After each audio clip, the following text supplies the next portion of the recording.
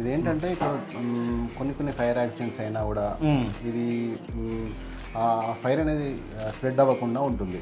So ఈ fire resistant కూడా, అంటే ఒక సర్టెన్ టెంపరేచర్ వరకు కూడా రెసిస్టెంట్గా ఉంటుంది. సో అదేంటి మన ఫైర్ రెసిస్టెంట్ అవుద్దా లేదనేది మేము ప్రాక్టికల్గా ఆల్రెడీ కొంచెం పెట్రోల్ అయితే ఈ షీట్స్ మీద అయితే పోయడం జరిగింది అనమాట. చూడండి, దాని తర్వాత ఎఫెక్ట్ ఉందో మీకు లైవ్గా కనిపిస్తుంది. అందుకే ఫైర్ రెసిస్టెన్స్ అని చెప్తున్నారు.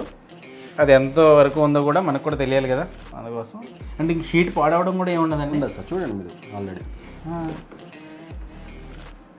వావ్, సూపర్ అండి ఇది అసలు. ఇది ఇక్కడ ఎక్కడ కూడా కట్ చేయడం కానీ మళ్ళీ చేయడం కానీ లేదు కదా, లైవ్గా చూడండి మీరు. అవును, అసలు కొంచెం మంట వచ్చింది కదా, దాని తాలూకా ఏదైనా మచ్చన్న పడాలి కదండి.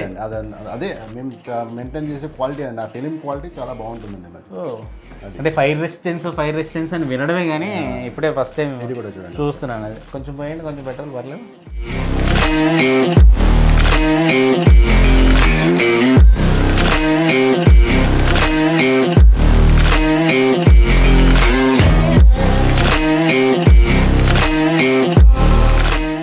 ఎక్కడ కూడా అసలు అగ్గిపుల్ల వేసిన ఆనవాలే లేదు, అసలు మంట వెలిగిన ఆనవాలే లేదు.